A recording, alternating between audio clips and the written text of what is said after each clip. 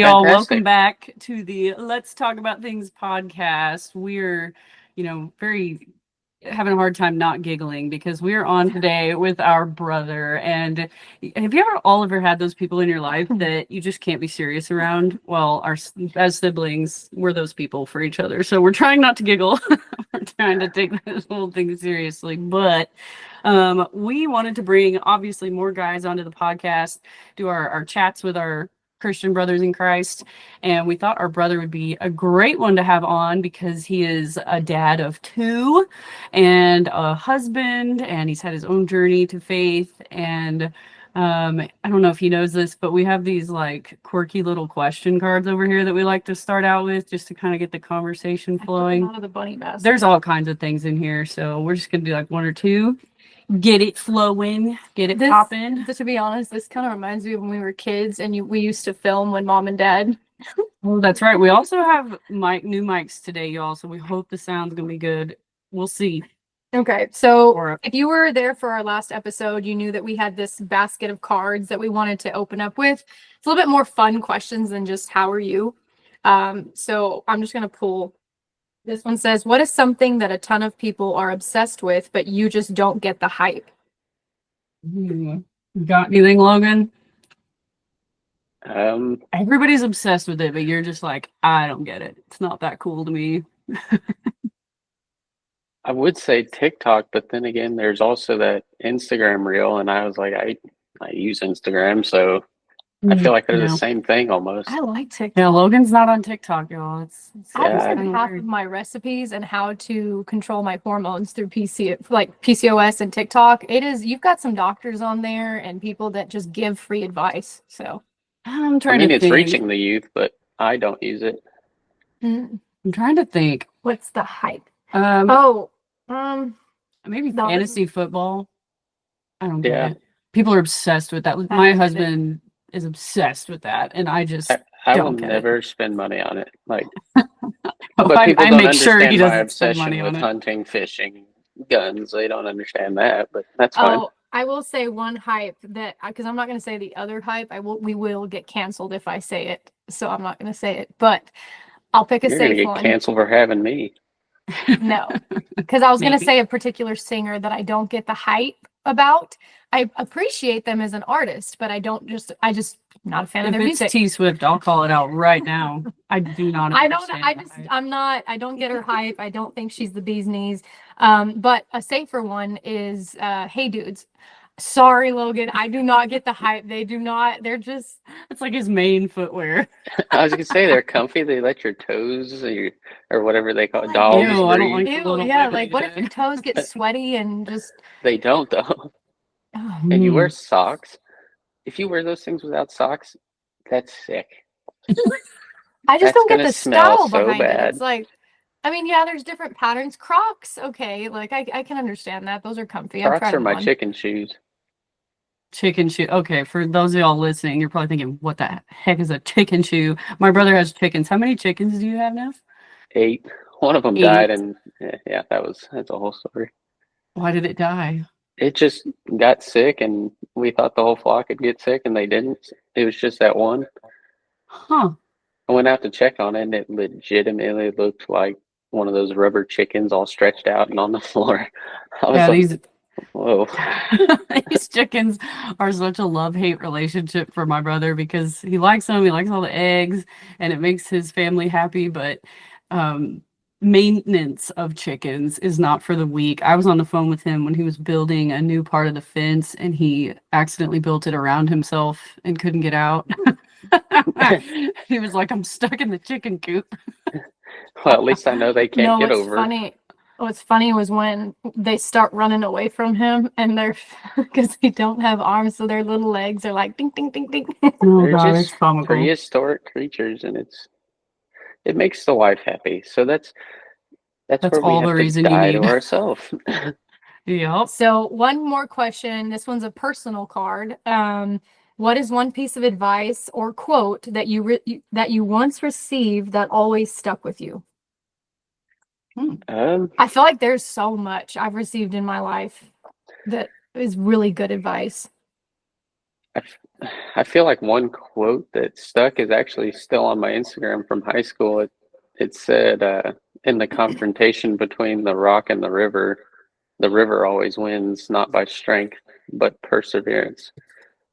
So it's like when you feel like you're not strong enough, not big enough, whatever the case may be, if you have persistence, you're going to prevail.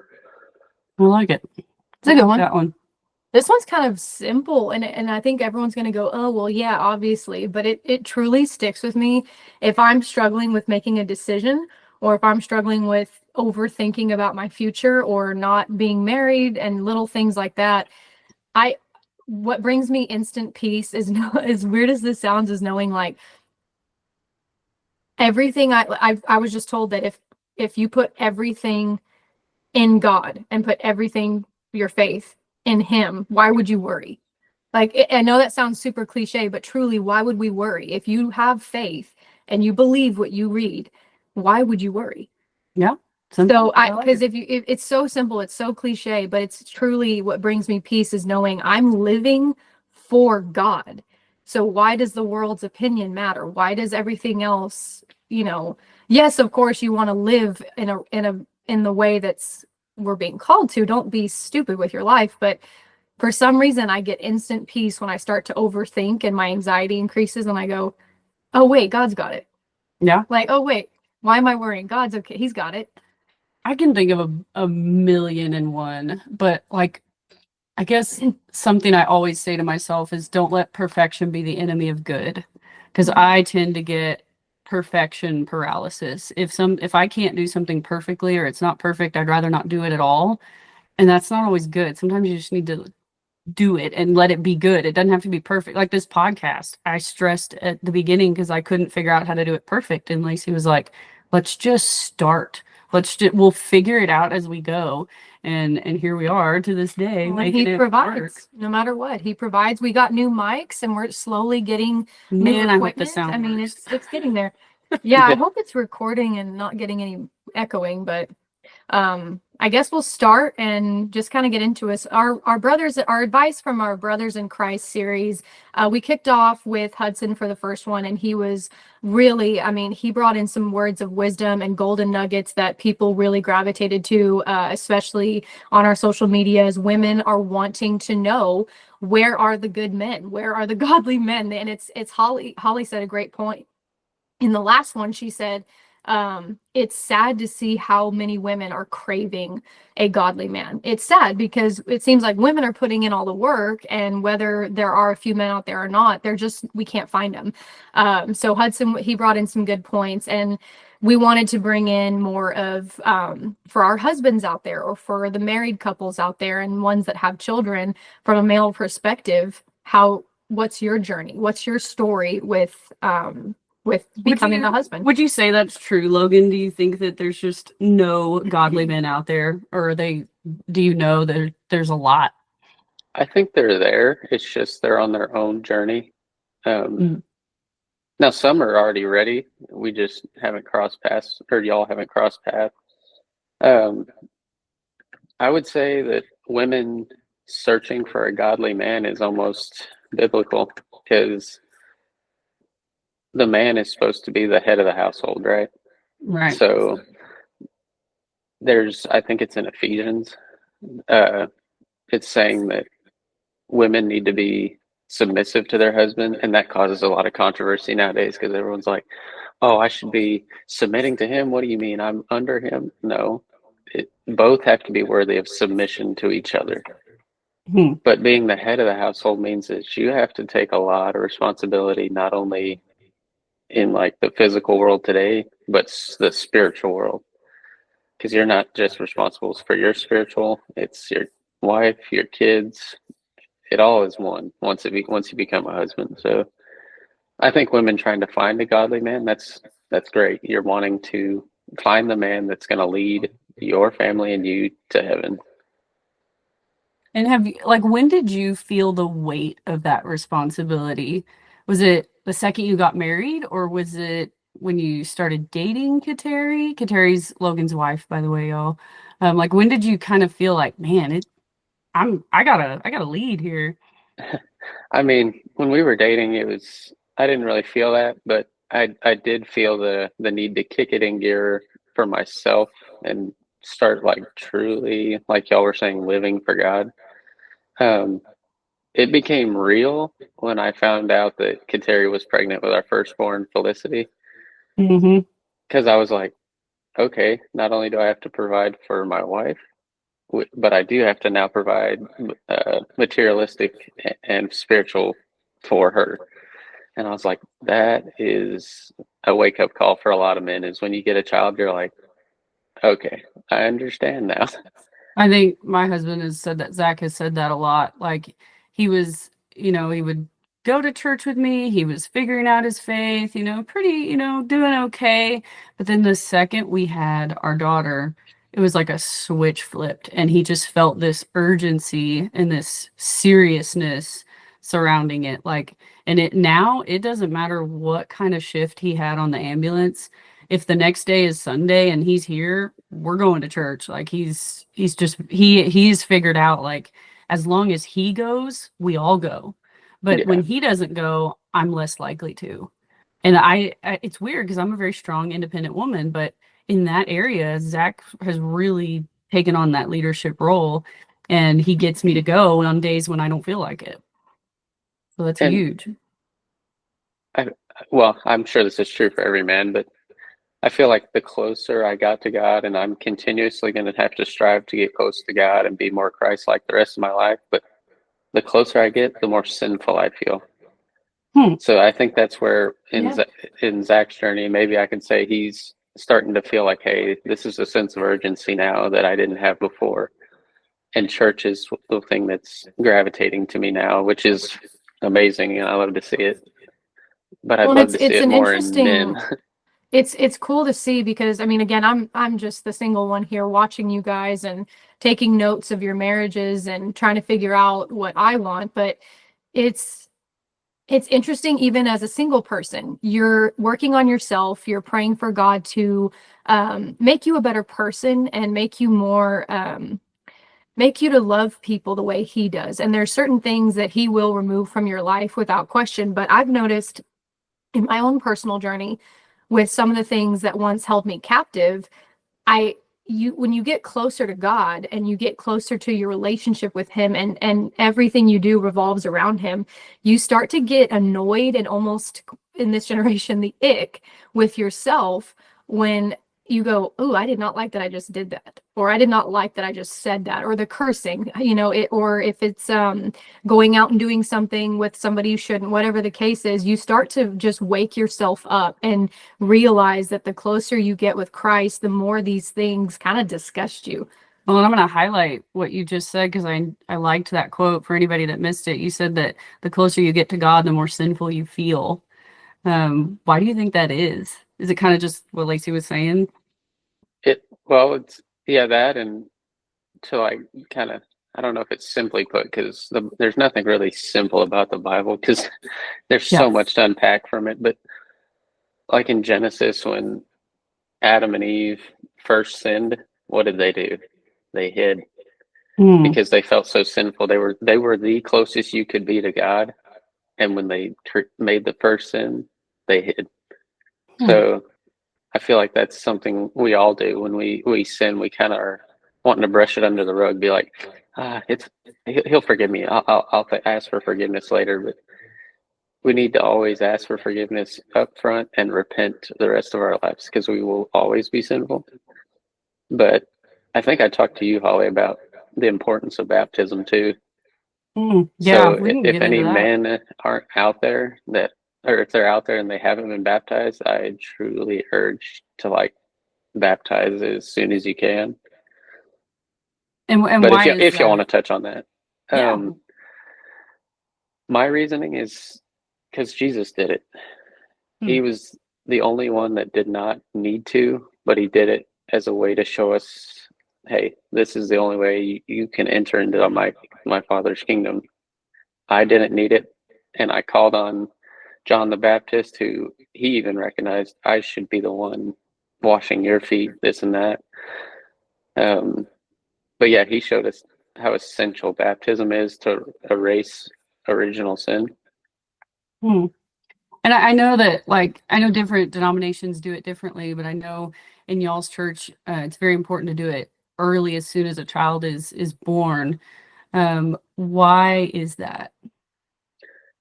Well, at baptism, you're given the gift of the gifts of the Holy Spirit that will help kind of guide you throughout your life.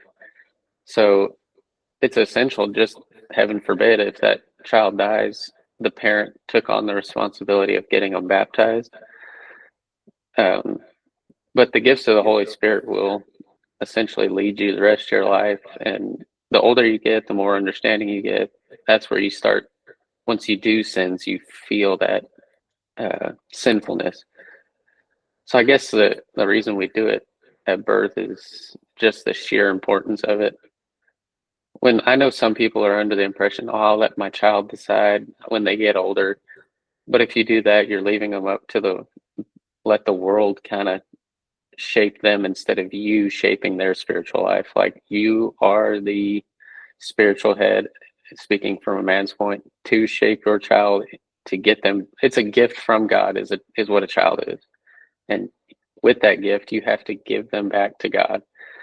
So do everything you can to get them back to God. And he even said baptism is the only way to get to heaven. So what would you say with people, especially some of the ones I've spoken to, single people that are finding their way, they've made mistakes, they've sinned, they've done all the things, drinking, sex. I mean, there's a lot of shame that comes with it. And like you said, with Adam and Eve, they were shameful. They hid. They didn't want to face the music, essentially. So for those that have had a past and they're afraid to come to God, they're afraid to bring it to his feet, but once they do and they start to repent and they want to get rebaptized, what's the difference? Is that still something they can do even at many ages? Because we've seen a lot of rebaptisms. I'll let Logan speak. My understanding when I asked my pastor is no one can get baptized twice. You can reaffirm your faith and it can mimic your baptism, but once the Holy Spirit enters you through baptism, it never leaves you. So you never need to rebaptize because the Holy Spirit Right. never leaves But I'm you. saying, like, as babies, they clearly can't make complex decisions. So as right, babies, they don't know what's going on. But as they get older, they're going to make mistakes. They're going to rebel. Some of them are going 100%. to do silly things. But when they want to come back to Christ and they're like, man, I want to get rebaptized. In our culture, they say rebaptize. So what to that it would, like, people are going to say, well, what if I want to do that? Am I not able to do that? I mean, like Holly said, it's just a reaffirmation of your faith. You can't get baptized twice. Gosh, I'm blanking right now on where it is in the Bible, but it was saying, Jesus said, he who is already clean does not need to be washed from head to toe again, just his feet. And what I took from that was that you've already been baptized. You don't need to do it again. So if you've been walking in your journey to Christ and your feet are dirty from sin, Jesus was the one that washed his disciples' feet to show them, come to me and I will erase all the dirt from your past and your journey here. And all he's asking is that we come to him because he Yeah. has undying mercy. Like, we can't physically comprehend and will never comprehend his love and mercy, but it's something we need to seek every time, regardless of our shame. I think pride gets in the way. That's why it's one of the Right. seven deadly sins. So And I think baptism's always going to be one of those where it's different based on your denomination. Some denominations believe that you need to be older and you need to make the conscious decision for yourself. Others believe that the parents need to make the decision when the child's an infant. I think it's always going to be a debate. I don't know that we'll ever all agree on it, but I I think we mean, can agree on the sole importance of baptism. yeah, Hmm. for sure. That if Jesus did it, it means that it's essential. It is essential for eternal life, and that's something that we can all agree on. Yeah. Now, if for someone wants to sure. rebaptize, like that's their version, rebaptize or reaffirmation of faith, I say go for it, but you can't be baptized twice, in my opinion. But Yeah. I love that people are essentially taking the gifts from their if they were baptized as a baby, they're taking those gifts that were dormant, if you will, and letting it flourish finally in their later life after going through trials and tribulation. Yeah. Because you So will what are face them the rest of your life. like most of our viewers are we have male and female, but we have a lot of young female viewers, and a lot of them are single, and a lot of them are frustrated. Um, when you were looking for your spouse, what were you looking for in a woman? Like what traits, what characteristics, like what were you after? Or were you even looking? Yeah. Um, Honestly, at the time, I don't know that I was looking, but I did know what I wanted, and I wanted a woman that was going to help me raise my children up in the faith. And that's a big thing is a lot of women they like this guy, but he doesn't really go to church, and I think I can fix him. No, you don't need a project. Hmm. You don't Um, need a project, ladies. Well, and I, that's I that's a lot of big. this dating ages. They think they can fix a guy just by telling him, "Come to church with me" or whatever. And if that's some people's story, that's amazing that yeah, they're able to do that. But a lot of women that have done the work and they've put in the work to become godly women and to shed old layers of them, you don't need to be taking on something that's going to send you backwards. And I think for the women that have talked to me personally about this, um, they're struggling with, they've done everything, they've gone to all the right measures, but the guys that they keep running into that claim they're godly and they start to do the right things at the beginning of the relationship, it's always they get ghosted or they don't get an explanation, and it's just getting to the point where we're starting to see the same pattern with a lot of women in their dating.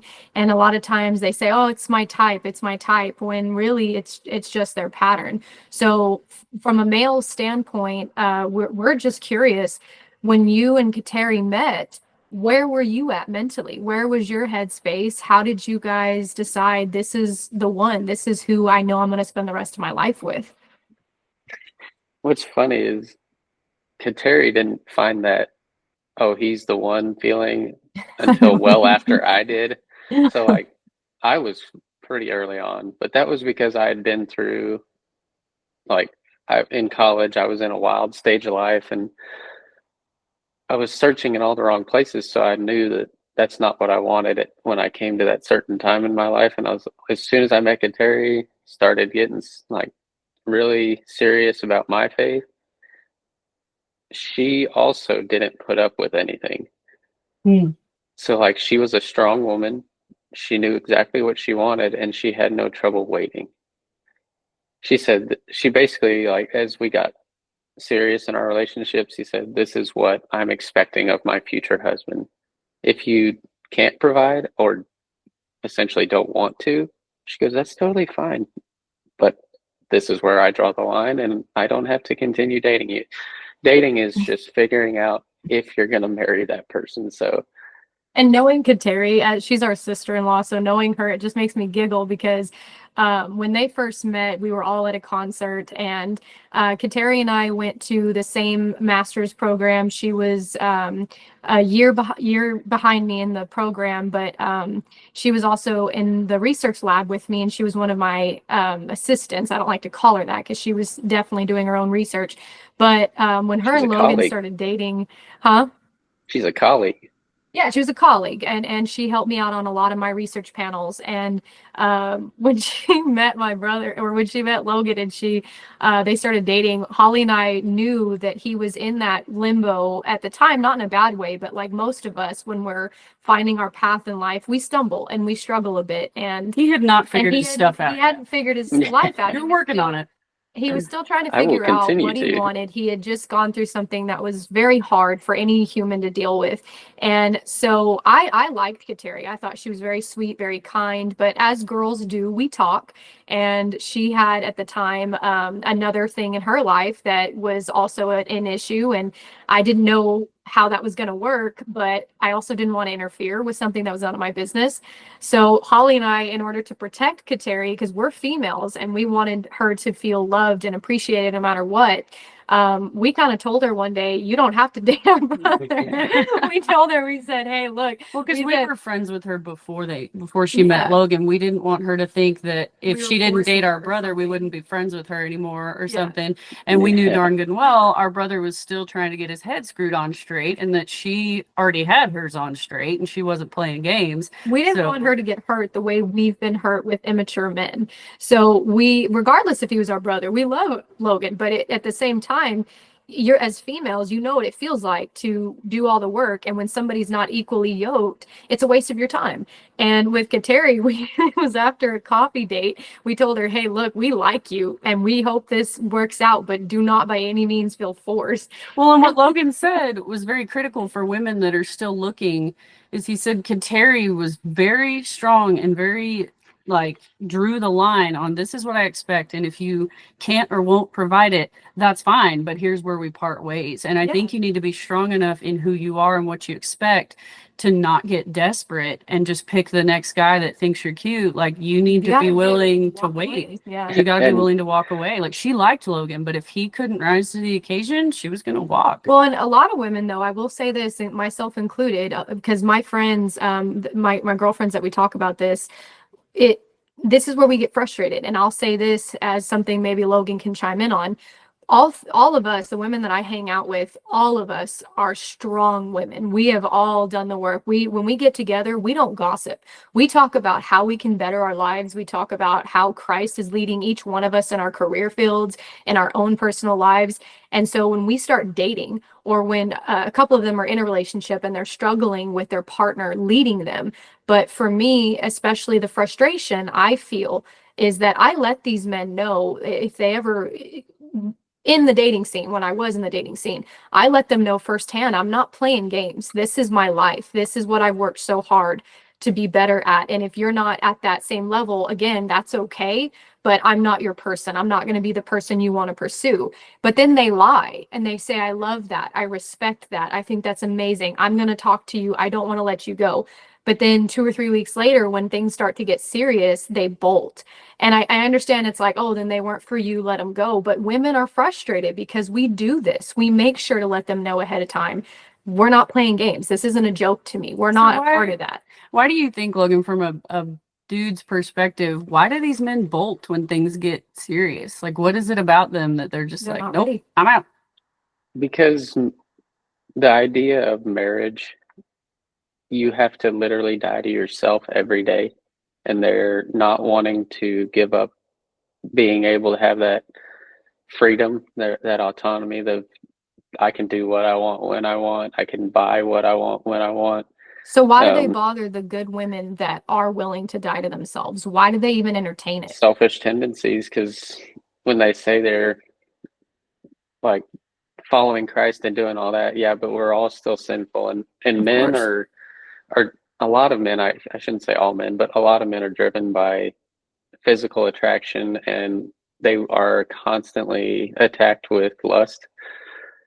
So there's like I was telling Holly the other day, there's a difference between love and infatuation, and sometimes those can get intertwined. So I think with a young man, it can play with his mind and his emotions, but it ultimately comes down to, like, in marriage, I mean, you have to die to self-absorption, ego pursuit of your own happiness and pleasures. And that's not just like a one-time dying to it. It's every single day you wake up. I can attest to that. It's kind of like me. If I want to go golfing in the morning, I have to literally do a self-reflection and go, would this hurt Kateri trying to do all the kid stuff in the morning? What can I do to help her? That's where you have to do a self-reflection at that point and go, should I be doing this? And what advice do you give to the men that might be watching, or the husbands that are watching this, or their wives? They can always translate it to their husband. But a lot of wives say, "Oh my, well, yeah, but my husband doesn't think that. That doesn't even go through his mind when he wants to go golfing with his buddies, or he doesn't even think about me and my kid or our kid." And they get so angry. And is it just at the end of the day, the man has not matured in Christ? The man has not done the work? Is that what it comes down to? Is, ladies, be patient and find that man that is mentally strong and mentally mature in his faith. Like, is that what it just boils down to? I feel like every man will continue to, and they will never fully mature in their faith. But if you have a man that is constantly striving for God, he will essentially have like a gravitational pull. The woman is attracted to that. Like y'all are saying, all these women are wanting that. So they will generally gravitate to his lead. And I know y'all already talked about this on y'all's other episode, but it's a triangle. And God is at the top. So if you have man and woman in either corner and y'all are just having this pursuit of God, you get closer to each other. So if he's not pursuing God above you, that may like be a hit on y'all's ego, but if he loves God over you, it's going to be No, that's okay. exactly what I was just telling my friend Chandler about. Like, we talk about that all the time, that I want him to love Christ more than anything. Like, if he loves Christ more than me, then that will tell me everything about how he will treat me. But the problem I see is that these men come forward with their boasting chest saying, "I love Jesus. I don't always go to church, but I love him. He's saved me from this. I want to find a good, godly woman. I want to do this." But none of them ever say, "I want to be a father. I want to be the husband that my wife has prayed for." None of them actually understand the difference. And I think that's where some of my friends have struggled, and where we see in our comments, especially the recent comments, is like they've tried. Every woman has tried, but it almost feels like we're just beating our head against the door. You know what's funny is the more I think about that triangle, because Hudson brought it up and then Logan brought it up completely separate when we were on the phone the other day. And so I was like, man, it's really an amazing analogy. And even if you have a guy who is pursuing God with everything he's got, if the woman is pursuing the guy, she's going to miss him. They're going to bypass each other. Like, she's got to be pursuing God too. Mm-hmm. But if she's going the wrong direction and the guy's going up, she's going to go right past him. I know y'all can't see my hands, but just imagine. The girl's going horizontally, the guy's going yeah, up. if she's only after the guy and not God, she's going to miss the guy.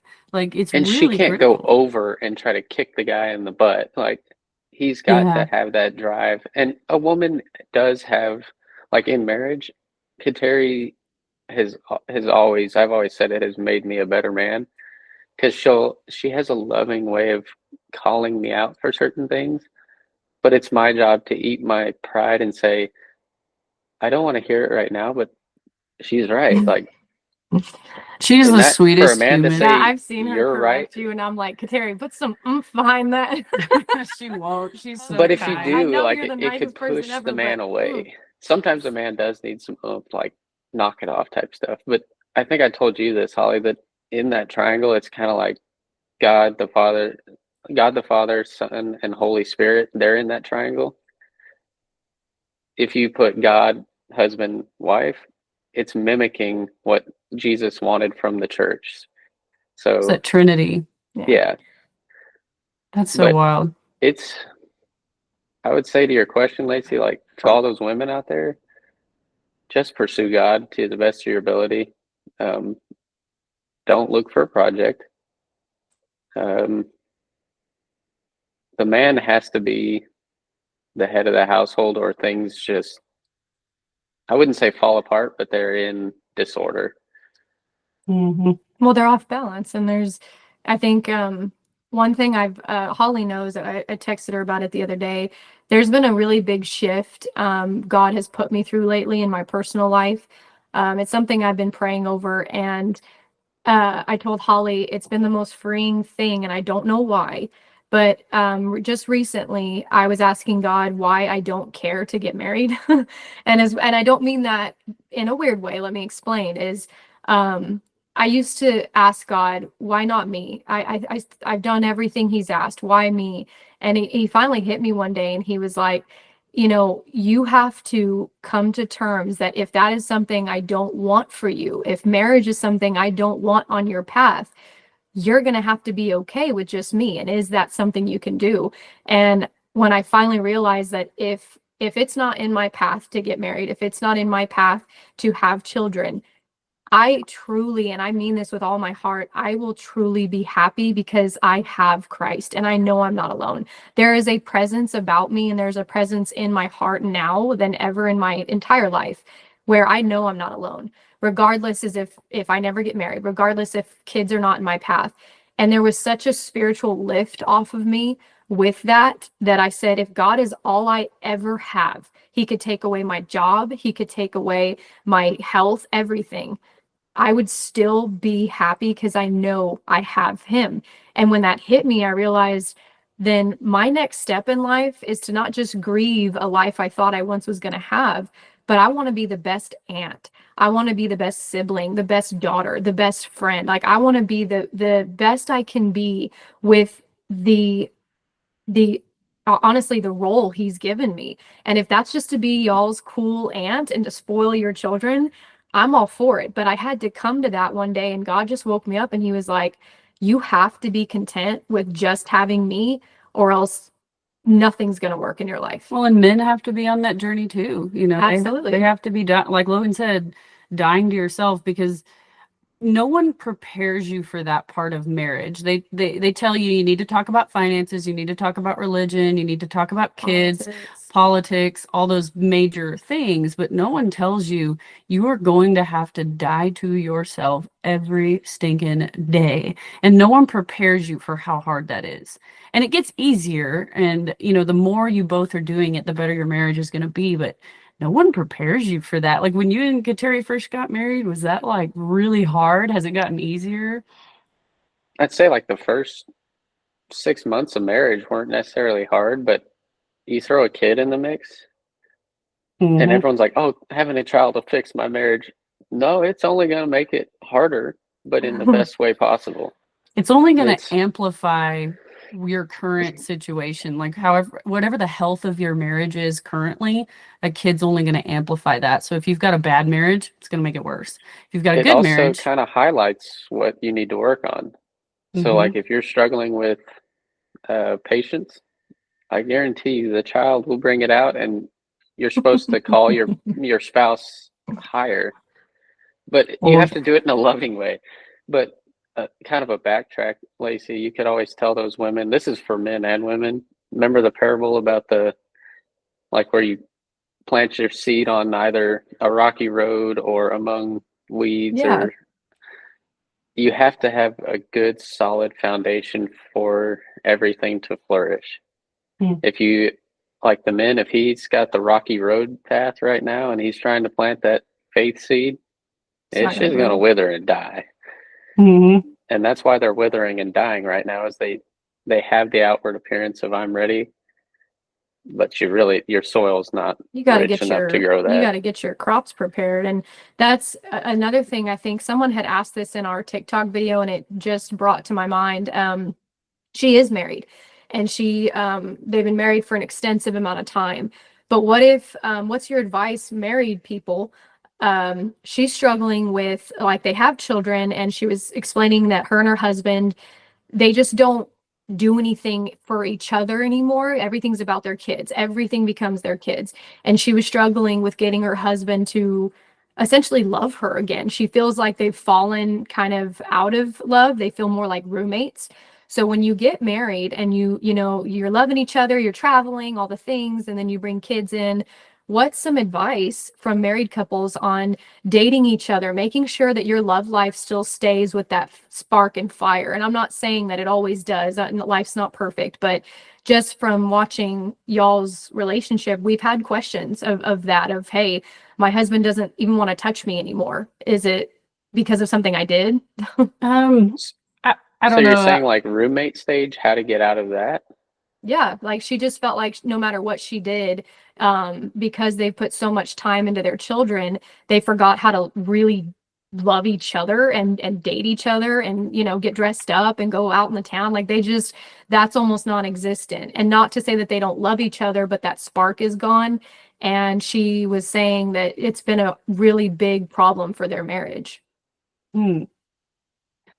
Well, I guess I I guess in terms of like when you bring a baby into your relationship, like it rocks your world, and that's putting it lightly. And I think there is a period where there's not a whole lot of romance going on, and that's perfectly okay because you're both in survival mode trying to figure out how to keep this tiny thing alive. And you're working together as a partnership and as a team to figure out how to be parents and spouses and try to just make sure that you don't kill this tiny thing that they've just sent you home with. So like I feel like it's okay in those moments if you know your romance isn't as on fire. Like I think love isn't always romance. Love No. is seeing your partner get up at 2 o'clock in the morning and wash bottles. It's seeing them change the diapers. It's helping you, you know, walk to the bathroom because it hurts after you've had a kid. And like I think love is in different forms. And if you appreciate that about each other, that fire doesn't go out. But I don't know. I don't know if It's you have a different view. well, no, it's very similar.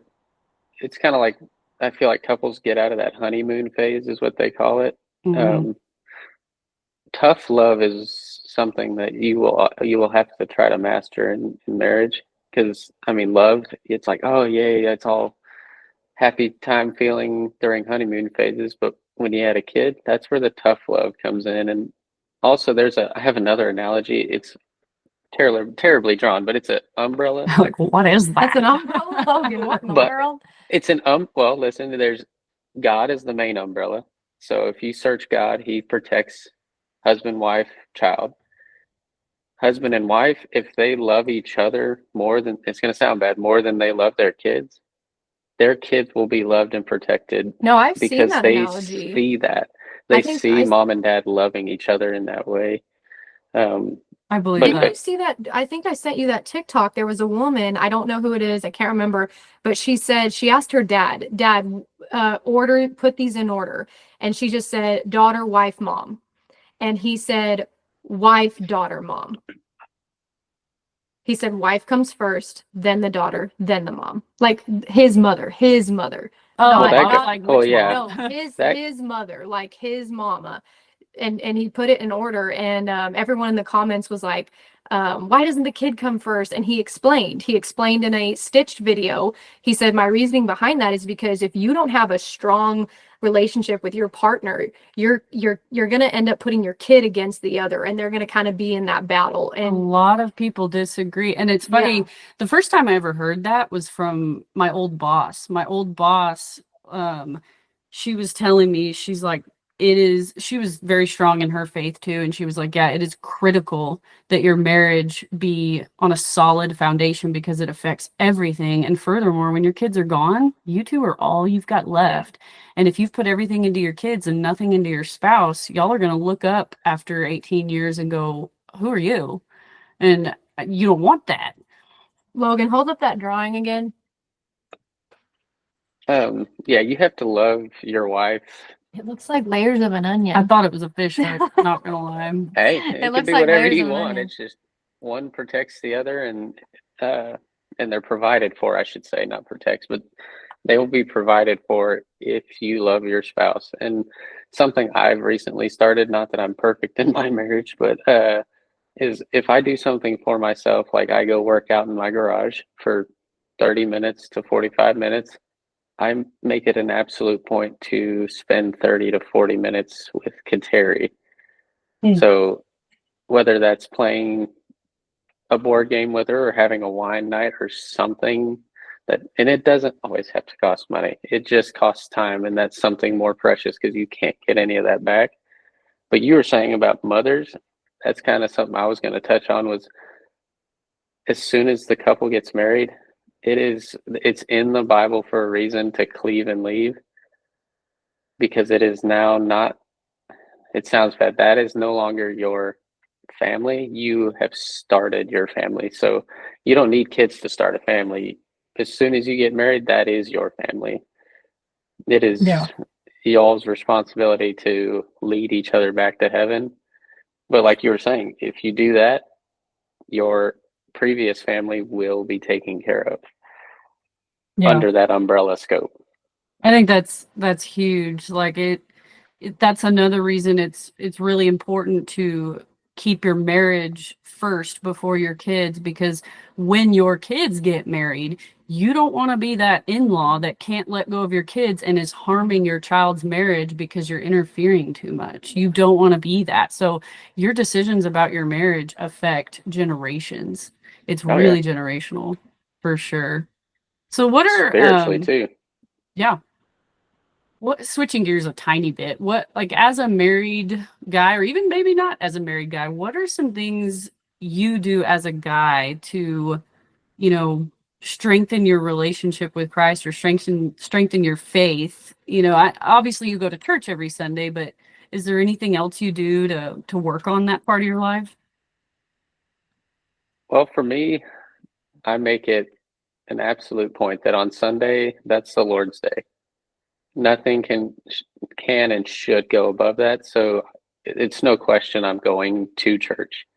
Mhm. Um, Now, for my church, I actually joined what we call the Guardians. It's basically like the church security, all volunteers. So it essentially goes towards your time for the church, and it gives you a purpose. And for men, it gives them that protective aspect that they might be looking for, because you're not just protecting your family; it's God's family in that church. Another thing was, for my Catholic faith, we have something called adoration. I try to do that at least once every 2 weeks, at least. And also confession. I know we talked about that, Holly, but being able to confess your wrongdoing and asking for that forgiveness is spiritually healing, but also mentally. Like, it helps you grow as a person. And like we said earlier in the podcast, it helps you kind of feel your sinfulness and a way to correct it early on and not let it build. Yeah. So when sin builds, it weighs you down a lot and pulls you further from God. That's basically what sin is the choice of knowing good and doing wrong, and it's a separation from God.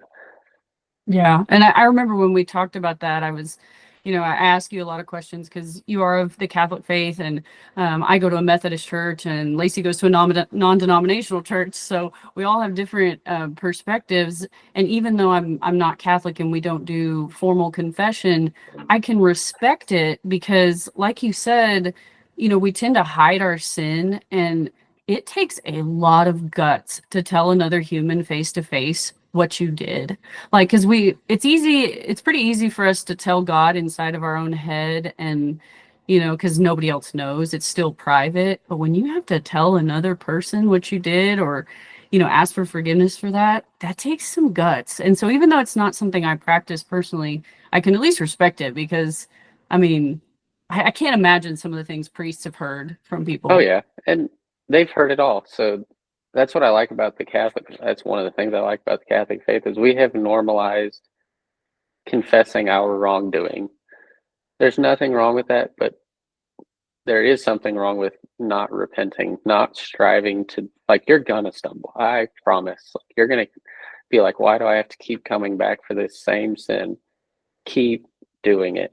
Like, just keep chasing God. Well, at And least you keep going back to God, and you're not going to you're at least knowing who to go to rather than continuing to sin. I actually oh love yeah, the story you told me about when you first, sort of joined the Catholic faith and you were learning how to do confession, because it's kind of a foreign concept to people outside the Catholic faith. And you said you talked to an Irish priest. Is that what oh it yeah, was? he was pretty manly, and I didn't, in his defense, I didn't come in wholly prepared, which I'm supposed to know exactly what I'm ready to confess because there's a line out there. Uh, but I thought I forgot one, so I paused for a second, and he was like, "Come out with it, be a man. What have you done?" And I was like, give me a minute. And I was about to sin again. I was like, okay, relax. He's just I calling can out just my imagine this faults. big burly Irish man telling you be a man, out with it. Yeah, and I was like, I'm getting there. Relax a little. And That story just cracks me up because I can see Logan sweating in that confessional booth, just like, help me. He's probably, you know, that preacher's been there all day, and he's like, get out. Like, let's hear it. but What have you literally, done? like that's how we should treat all men. Is like, what have you done? Come out with it and step Like, stop over it. Like hiding. step on the serpent's head Well, isn't and that move what forward. that was in Genesis when God said, "Come out"? Like, Yeah, come out of Oh, hiding. he What are already you knew. doing? God knows. That's why he explained why he said that. He goes, God, this is basically, in Catholics we think this is basically a window where you're just talking to God. He's just in my analogy, it's like when you see those prison movies and they're talking to the inmate, the priest is the telephone. You're speaking directly to God. He goes, Mm. God already knows what you did. Just man up and step Say on the it. serpent's head Yeah. and say it. This it's is what almost I've like done. confessing I it need helps forgiveness. you. It's almost like even with confessing, even when I've done something wrong, that especially this one, because I'm working on a lot of things that you two even know I've struggled with. And when you keep accidentally making that mistake without meaning to, and it's almost a habit that you're trying to break. It's almost like you're like, man, God, I'm sorry, I did it again. And when you talk about it out loud and you stop it in its tracks as you know you're sinning, there's a spiritual growth there that so many people don't know is rewarding and peaceful and freeing. And when you acknowledge it right then and there, rather than, like you said, hiding and saying, hey, for that thing I did a few days ago, would you mind excusing that? You know, just immediately saying, you know what, God, I'm sorry. We've been working on that and I messed up again. But thank you for catching it. Thank you for helping me catch it. And now it's getting easier before I even say it or before I even think the thoughts that I once thought. Now I'm like, nope, that's not your own. Well, and it's funny, just a few days ago, I was talking to Logan. I was like, man, just from a men's perspective, what do you think? Because I was cranky at Zach for something, and I'd been mad about it for like a week, and I could not get over it. Like, I'd wake up every day mad about it. And Logan just said, try confessing that anger to Zach directly. Tell him you're angry and that it's probably wrong for you to be angry and you don't want to be angry, and see what that does. You know, because we tend to hold on to stuff and we bury it and we don't get it out there. But there's something about saying it out loud, getting it out, getting it How out many there. times did I tell you, have you told Zach that? Well, Have you yeah. told Zach that? Yeah, but you know, as women, we tend to be kind of passive and we don't want to start arguments. But And men are very, in the nicest way possible, they're dense. You need to tell them, hey, like this hurt my feelings, or hey, what you just did wasn't very thoughtful and you didn't think that through and that upset me. Can we talk about it? yeah. You can't think they're And going to read our minds. that's just communication in general in marriage. But Mhm. kind of going back to what y'all were saying about when you confess the sin, it's relieving. And I think, in my opinion, y'all have all heard the saying, carry your cross. So we Mhm. all have a cross to bear, and that can be sin that we're carrying and will carry the rest of our life. And when we confess it to God and give it up to God, He helps you carry that cross. That's why you feel that spiritual lifting, because the weight of your cross will get heavier and heavier the more you just ignore it and keep adding more sin. God essentially picks up your cross and says, you are forgiven. Keep moving forward because Yeah, I am here. for So sure. I have some other, just, I mean, I know, Uh-oh. She's got the arms crossed. She's like, here we go. no, but your air conditioner was so loud. It is hot and It's I very can't hot hear in it. here. But other things that I was just trying to read before this, because I think our advice from our brothers in Christ is a great series, and I'm so excited to have a multitude of y'all on. But you said that in college you made some wrong decisions, you made some mistakes, you partied, did kind of that life. For men that are still there, or they didn't grow up in the church and they didn't have what our parents brought us up in, and they're still learning about Jesus, they're still learning about the Bible. What was your like I asked Hudson, what was the click for you when you realized you needed to get back to Christ, or you needed to figure your stuff out? Aside from Kateri, aside from your wife, aside from meeting her, what was the click? Like, this life that I'm doing right now is not okay. How can they fix that as men that are trying to better their life?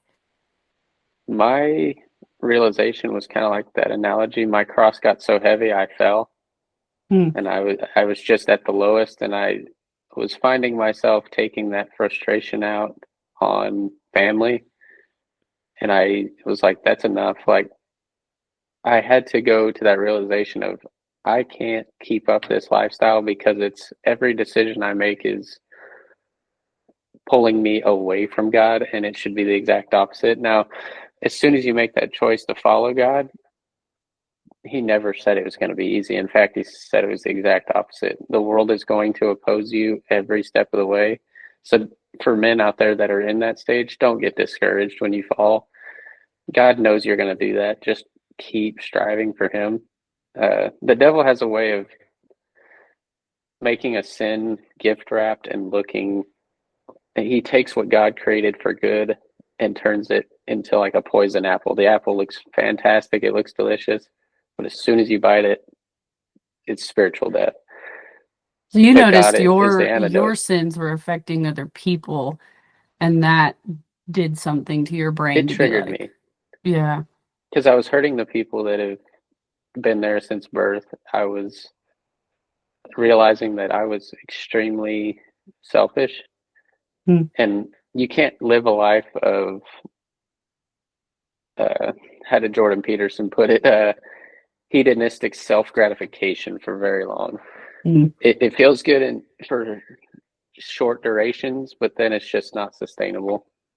Yeah, I think that's It huge. Mm-hmm. Sin Like, is meant to break you down, make you feel good while doing it, but slowly just break you down. Well, you're getting that dopamine, but you're getting it in the wrong way. And our brains, unfortunately, because we're human and we are still, we are still of our flesh, scientifically, that dopamine hit, we're addicted to. That's why there's a lot of people that either go to the gym or they unfortunately will do drugs. They get that dopamine hit, dopamine hit, dopamine hit. And same thing when you get gratification from women, you get male attention, you get to go out and you're getting praise. It's a dopamine thing. But I think taking my science brain out of it for a second, the real dopamine is knowing that you were able to not just fight that and have the strength to get through sin, but when you know God guided you through it and you conquered it, that's a really cool thing to see too. did you have any men in your life who were like mentors or gave you a good kick in the pants every now and then on your faith journey? Or do you Oh have those yeah, mentors? I think that's another piece of advice for men out there is don't do it alone. Hmm. Get in a group of men who are like-minded and are striving for the same goal. Um, for instance, the Guardian group, or with me, I've started a what we call fireside rosary, and I let guys come to my house, sit around a fire. We say one rosary, and then just chat with some whatever beverage you want and some cigars, just being men with other men. And you have to grow with men like that. And like you were asking, did I have one? Yeah, I had one in college when I was dating Kateri that brought me to a Bible study. And it was just, we were able to kind of say, hey, here's what I'm dealing with in my life. What would you advise me to do? But you need men that are going to call you out and be like, Hmm. hey, don't do this childish thing anymore. I'm saying this because I love you enough to make you a strong brother of Christ. Because if without men leading men, I mean, it's like the blind leading the blind at that point. Yeah, how can you lead women if you can't lead each other? That fireside rosary sounds really cool. I didn't know you'd started that. Yeah, But you keep things quiet from us. We need to like, It's we not need to like quiet. It's just interrogate you there's more so yeah. much often. This is going. When you have fun. two under two, it's like, oh my gosh, what Well, have I even not Kateri will caught say, up "Did with my Logan tell family? you this?" And I'm like, "No." She's like, oh, that's happening next week. To I'm be like, fair, Logan's always been a really private person. So you do have to get him in this setting and pry it out of him. But I was he gonna knew say, that, if you ask questions, I'll answer them. I yeah, mean, you just have to act. Okay, that's men in general. A lot of times they'll talk, but you have to ask the right questions. see, like Holly and I are we're so like, she knows every bit of my life that I'm like, hey, don't forget about that thing next week. And she's like, oh yeah, but with Logan, I'm like, what are you doing?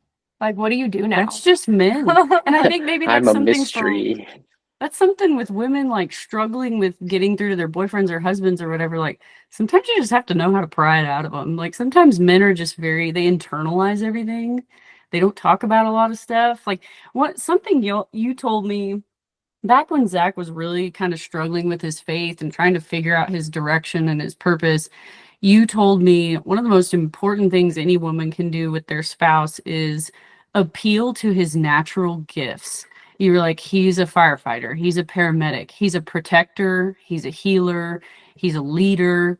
Like, appeal to those parts of him in his faith. So, like, if a woman is struggling to get her husband in gear, figure out what his talents are, what his gifts are, and try to like encourage that, The love languages. yeah, like really try to put some gasoline on that fire. Be fruitful with your, how would Kateri put it? She says, be fruitful with your corrections. Hmm. That's why when Lacey was like, "I'll just say it," like she could, but she's trying to see how can I be fruitful to allow my husband to continue to lead, but under my gentle guidance. Because women have a role in the family, and it's equal to men. It's just fruitful in different areas.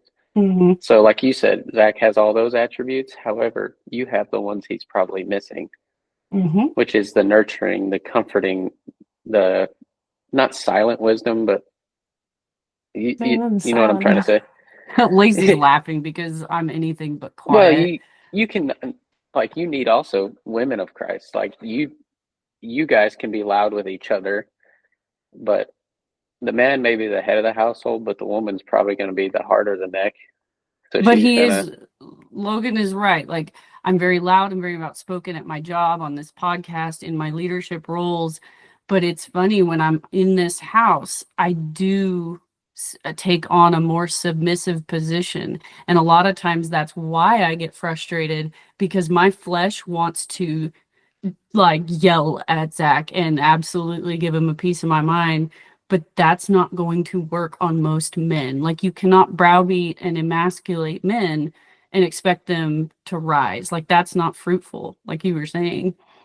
yeah, I it's want just to, fruitful but I can't. correctioning. So yeah, like I know most women are in that, well, not most, I shouldn't say that, but I keep seeing a trend of what do they call it? Be a boss or something like that. I'm like, why is that a trend? Like, what happened to be a mom? Like, Mm. be the best nurturing, like the women of the Bible. I was telling you, it's the book I'm reading with Kateri's called Whispers of Mary. So if any men or women out there want to read that, it's basically a book about what can we learn from the women of the Bible, Cool. because a lot A of it lot.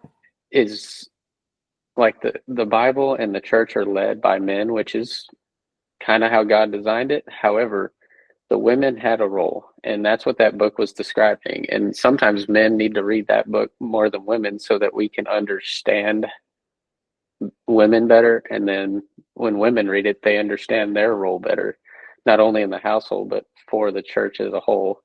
And I don't mean like your physical church, I mean God's church of Christianity. So Yeah, that's huge. And again, not that every, that like, book was really good so far. as much as we talk about being submissive, that doesn't mean being weak. Like, Yeah, in it's every not being marriage, under you. yeah, and every marriage is going to be a little bit different. So, like, anybody who marries me or Lacey, they better know right up front they've got a strong personality they're working with. Now, it's Yeah, our responsibility to know when to soften our Yeah. tone a little Get bit. out of control. But I mean, say Lacey marries a guy, and part of the way she gets him in gear is a good kick in the pants. Like, maybe that's what he needs. I mean, I don't know. Every marriage is going to and the be a kick little in the bit pants different. could be a just a couple of gentle words that trigger it. Hmm. like Secretary will say something and it was a gentle word, but it upset me internally, and I was like, I need time to think on what you said because I don't want to say anything stupid here and I remember dig when a y'all hole. first got married. Um, for those that don't know, Logan and Kateri got pregnant on their wedding night. Like they launched a kid into their marriage quick. So Yeah. their marriage barely They had have- time to get off the ground They before have they two had under two right now. this kid. Yeah, So it's Logan just said challenge accepted and just hard launched a kid right into his marriage first day. oh And yeah. it's amazing, but I remember you calling me and saying, like, man, I was an arrogant butthead today because I came home and the house was a wreck and nothing was done. And you said you were sitting there wondering, like, what the heck did Kateri do all day? And you had to check yourself and be like, what is wrong with me? I She's dare you to taking ask care of that my question. kid. And I was like, You Logan, never I'm so for the glad men you out there didn't that let are that married, question out. never ever say that. Yeah. Instead, internalize and say, okay, I see what she's dealing with. What can I do to help her? Because That's this is you huge. showing her love without physical touch. Because as a man, I feel like I want physical touch, and that's how I feel like she would want to be loved, but it's really not most of the time because she's been touched by kids all day, and she doesn't want you to touch her. She just wants you to help her. Yeah. And like you were saying about being submissive, I was going to read this thing I found. It said, uh, St. Paul instructs husbands to love their wives as Christ loves the church, and for wives to be submissive to their husbands. This is offered and interpreted as a call for mutual submission within marriage, the husband taking on a leadership role modeled on Christ's sacrificial love, which means he has to be Christ-like in serving his wife, who is the church. Like you have to be subservient to her, and submission just means mutual submission. So like it's not a dictatorship. They Both of have you put down your complementary pride. roles. Yes, you have to have complementary roles that help you both grow. It's not Yeah. the man thinking, "Oh, I'm above you." No, you are called to a higher spiritual leadership role, which can be a heavy weight. Trust me. So for the men that feel like it's heavy, like I was saying, surround yourself with other godly men to help you. And a lot of this is really easy to put into practice when times are good. But I think the discipline of all of this is critical because in a marriage, things are going to get hard. And Oh yeah. like, if this is too personal to talk about, you don't have to. But I know when y'all had your first daughter, you made the decision for Kateri to stay at home and be a stay-at-home mom, and that meant losing most of y'all's income. And that Hmm. was terrifying and took a huge leap of faith. And I remember you saying like you struggled with that. Like how did you get through that with your faith? Um, at the time, I'll be open with it. I was not making more than 40,000 a year. So when it cut, that's all we had. And I was sitting here essentially getting fed lies from the world like you're not going to make it, you're never going to make it because these are the things you need to run a family and this and that. And I had that gentle voice from my wife saying, "We will make this work no matter what. I will sell things, I will get things for free. I will do what it takes to be able to raise my child at home." So and that was what I needed to like sit down, pray with God. And a lot of the times you don't hear God with all the noise, so you have to go to a silent place and just listen sometimes and give it, like Lacey's been saying to me occasionally, she just fully gives it to the feet of Jesus. You have to leave it there and be like, I trust you, Lord. I've done what I can here, but I now put it in your hands. And that's what I did and we had just bought a house, by the way. So Mhm. I was like, damn, like I'm feeling the weight, but I said, Jesus, I'll do what I can, but it's up to you now. I And not remember even a you month later, saying I got a you new job. I remember you saying you went to church alone a lot and just sat there with and tried to like anytime it got really hard, you kept your focus where it needed to be. Like there wasn't even a church service going on. You were just No, you just there. sit there. Yeah, I was just sitting there because a lot of the times God will speak to you with silence. That's kind of a hard thing to like interpret, but that's how I felt was I just sat there in silence most of the time, not knowing what to say. But he already knows what's on your heart, so just essentially going to him wherever your quiet place is with him. Of course, mine is like during adoration that our church holds, and it's fruitful in that way. But yeah, the world will try to essentially pull you away and tell you you need this when God is saying no, you need me. Mm. You So you need just me kept over this. your eyes on him, and And it he was hard. provided. I'll admit I stumbled into the thought temptation of I'm not going to make it and I'm going to be a failure, but I just kept turning to him and saying I can do this. And like you were saying earlier in the podcast, having that first child is the biggest motivation. Mm-hmm. So, It'll and then kick when you your add butt two, in it's gear only real even more quick. better. Yeah. And you start prioritizing Well, things. it's kind of weird, not weird, but because I don't have my own kids and because I'm kind of taking care of our parents, it's like It's a they're, mutual believe it relationship. or not, you two, it is a lot. Oh, And I know it is. and You know that I fish on the belly of a whale? That's about the same relationship. Y'all it feed each other. it makes me come to God more than I ever have in my life dealing with our parents. And as much as I love them though, they have taught me to release a lot of the thoughts as well, like that little devil on your shoulder. They've taught me that I can unlearn the behaviors that I thought once were safe, and they're not.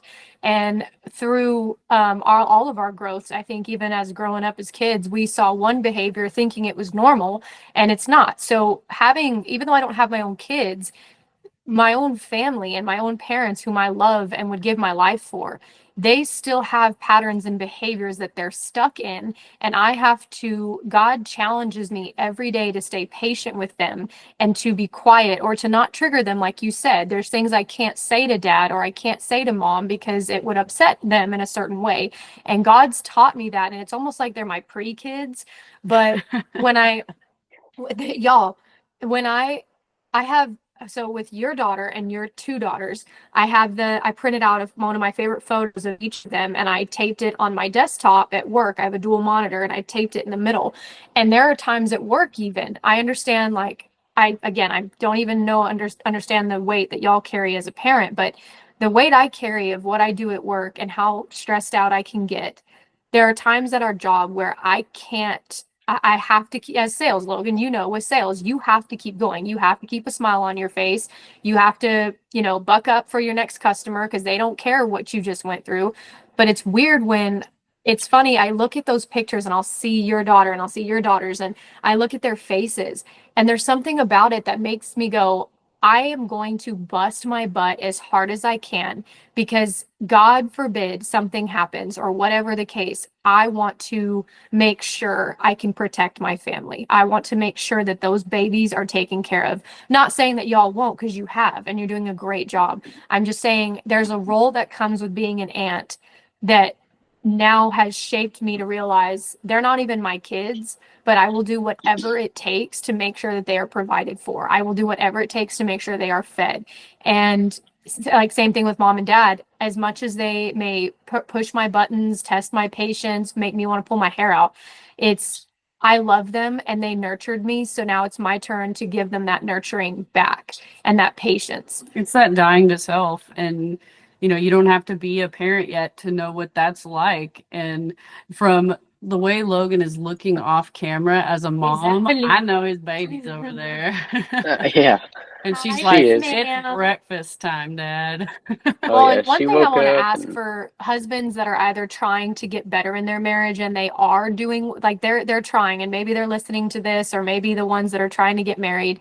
What do you and Kateri do in your marriage to make sure you guys are putting each other at the center? What's some little things you guys do? I know you said cards and I know you said wine night, but what are some things you make sure to do to make sure she feels loved and that she makes you feel loved? What are just some things y'all do?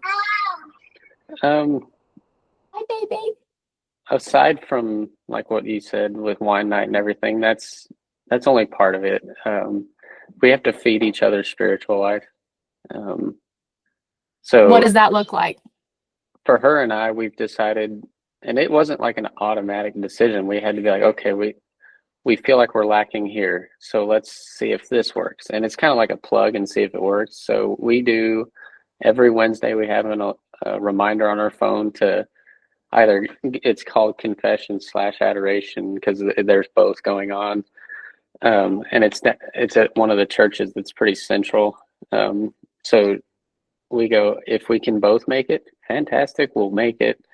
But if not, we both have to try to make it on our own at least once a week just to have that reviving feeling. Like you're saying, when you find your time with Jesus, it's reviving. But also, my big thing that I've been really working on, and like I said, it wasn't automatic, is helping out where she is maybe, I don't know if the right word is lacking, but where she's needing help.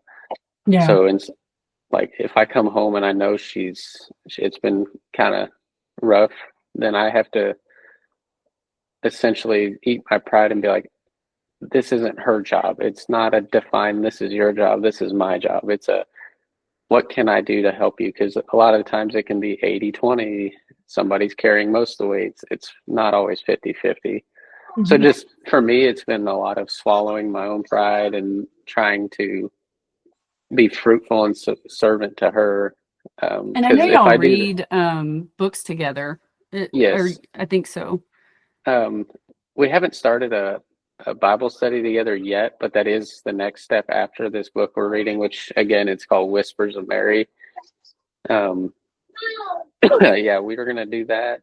And then the Bible study, we don't really have a set like, oh, we're going over this book, we're going over that. It's just more like we don't understand the Bible like we should. And I don't know that we ever will, but let's do it together. Let's pick each other's brain. Yeah. And I know And y'all pray together pretty intentionally too. Like you'll occasionally text all of us and say, hey, is there anything that y'all want us to add to our intentions? I think y'all call them intentions. And you are actively, intentionally praying not only for stuff in your own life, but in other people's life. And that's something y'all do together. And I admire that because it's hard to pray out it loud in is. front of other people. And I make it a point with my family to sit down every night and pray. Like I will lead the prayers out loud, and then I will ask, did she have any intentions from her friends or something of her own? And something we like to do is at the end of our prayers, we say, and for any other prayers that we may be forgetting or that are residing in our heart. Here you go. Sorry, she's wanting juice. Oh, yeah, we're almost done, Felicity. Oh, she's fine. But yeah, just praying is huge. And I will admit, I don't pray solely with Kateri as much as I should, but we're getting there. We're working on it. But yes, I know Well, just praying out starting loud somewhere, can be hard. Well, and y'all are in the trenches right now. You have a 1-year-old and a newborn, so But you that's get a where your little faith grace. grows, is in the trenches. So, like you were saying, faith is easy when it's good, but when it's hard, that's who you have to seek. Don't seek the things of this world, seek God.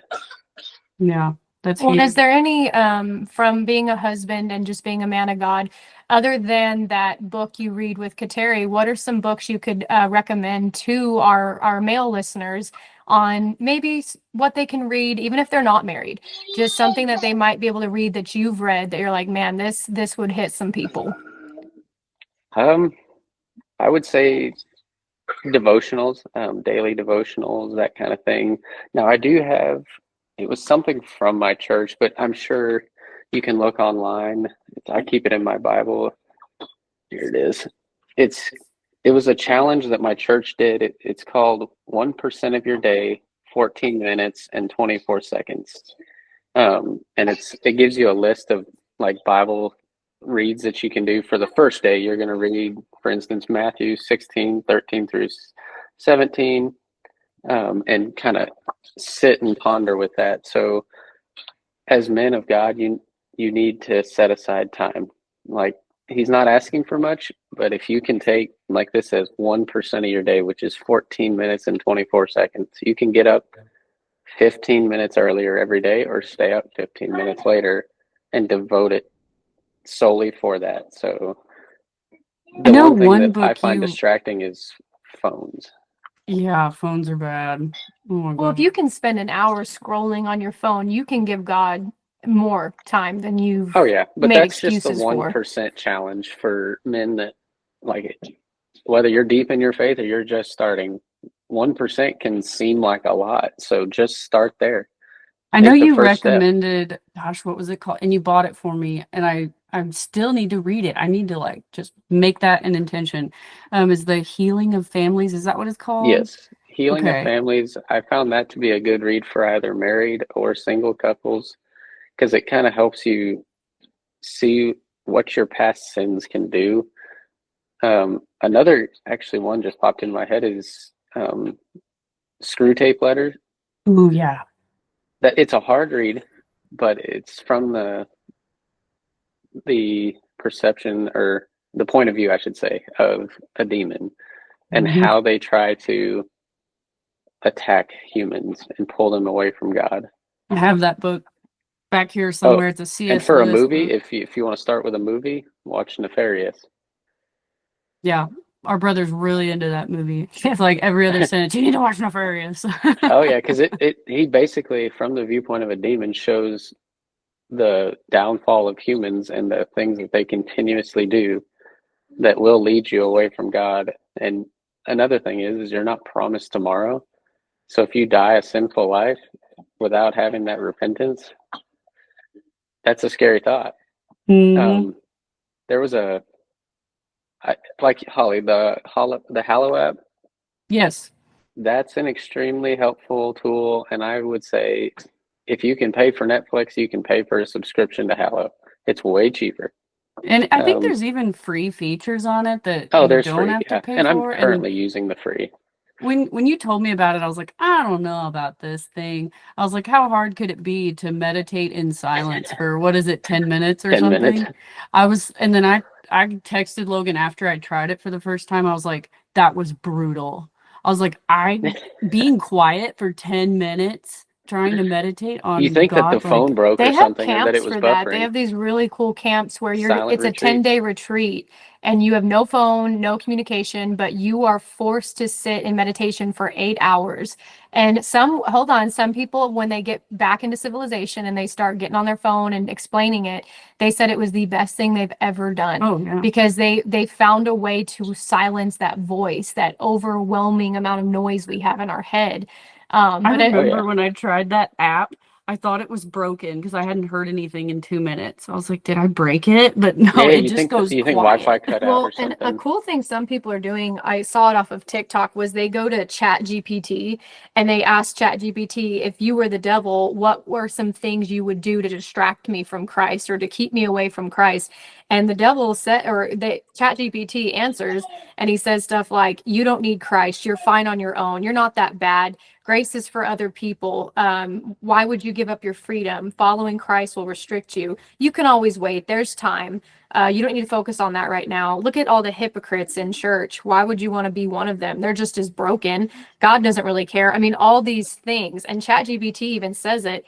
But someone else did. What would you say to keep me from being healthy? And then ChatGPT is like, sleep in a little bit more. You don't need to do that. It's all about fleshy stuff that you don't need this right now. You can push it off. It's going to take time.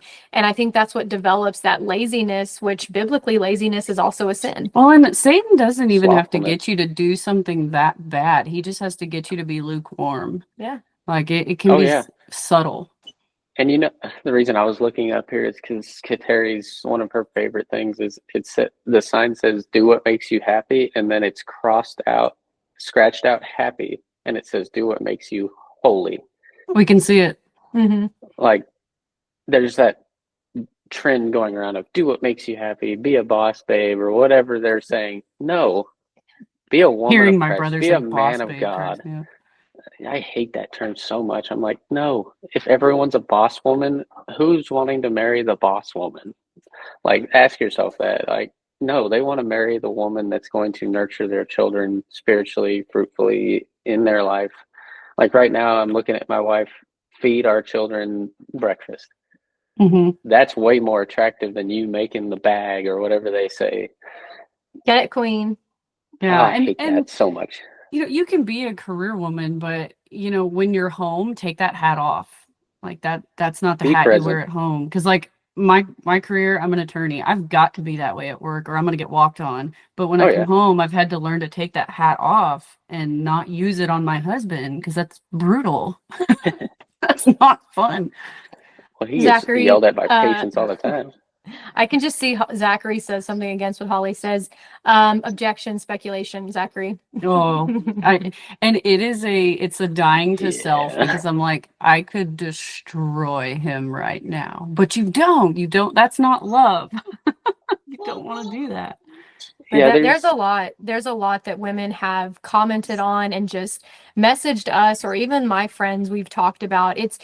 I do see a huge cultural shift in men wanting to get to the church. I think, like you said, it requires a lot of who they surround themselves with and having that stop thinking that going to another man or going to your godly friends for help is cheesy or a bad thing. I think it's kind of they need to get out of that headspace. And Hudson even touched on it too, same as you. You both said the same thing. It's just you got to find the right people in your life that are willing to say, hey, come as you are, we will guide you through this, but we're also not going to sugarcoat it. This is how it's going to be. yeah. So I think everything has been really good advice. It's been super helpful. And I hope that both the men and the women that watch this get either some sort of clarification on something they were struggling with or something that they couldn't quite honestly break a habit. But marriage is hard and um it's not always going to be a beautiful road. It's going to have bumps and potholes and caution tape and all the things, but it's if you two are willing, like you said, to pursue Christ together to the point of that triangle. And I think that this is why we do what we do by bringing you guys in to show that you guys are out there. It is possible, but this is what it takes. Yeah, so as we close out, Logan, is there any last thing you wanted to share that maybe we didn't cover? Um, I know we I covered feel a like lot. the last thing I like to say is for like all the men out there is I always wear this bracelet. It says carry your cross, and then on the other side it says deny yourself. So it was the whole theme of it is just carry your cross and die to yourself. Live for Hmm. Jesus. And there's another thing, I know it's more on the Catholic side, but if men want to read the Catechism of the Catholic Church, it has a lot of wisdom in there, not just for Catholics, but all Christians. And like we were talking about in marriage, it says marriage helps to overcome self absorption, egoism, pursuit of one's own pleasure, and to open oneself to the other, the mutual aid, and to self giving.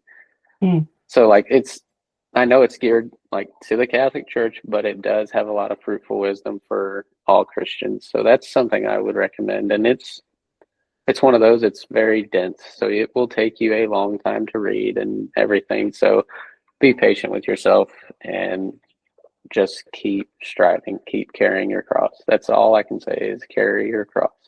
Yeah, Don't have and cross envy either. Don't envy somebody else's cross because it looks lighter because you don't know. They may be carrying it better.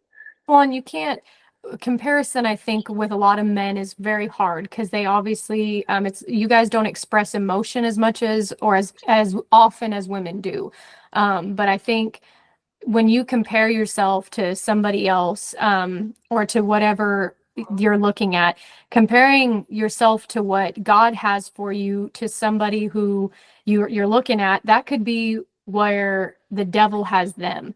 So when you compare where God has you, you're comparing yourself to someone where the devil has them. And it's such a tricky battle. But I think if men just again go to the foot of Christ and just say this, I'm bringing it all to you, everything I have is for you, take it as you will, then it's time to buckle up because it's going to get it's going to get Yeah, different. his will be done over your will. That's the main thing. Yeah, and something I've heard you say a lot and that we've said before is we're not living for this world. So even if you don't get what you want this side of heaven, you need to be okay with that. It's there's so many stories and parables in the Bible about that, especially Job. Like God only bet with the devil because he knew that Job was going to stay faithful and God was going to repay he will repay you for being faithful 2 times over what you can think. Yeah. So, like you said, you're not in it for this world, you're in it for the next, and we don't know how long we're given to prove ourselves for that.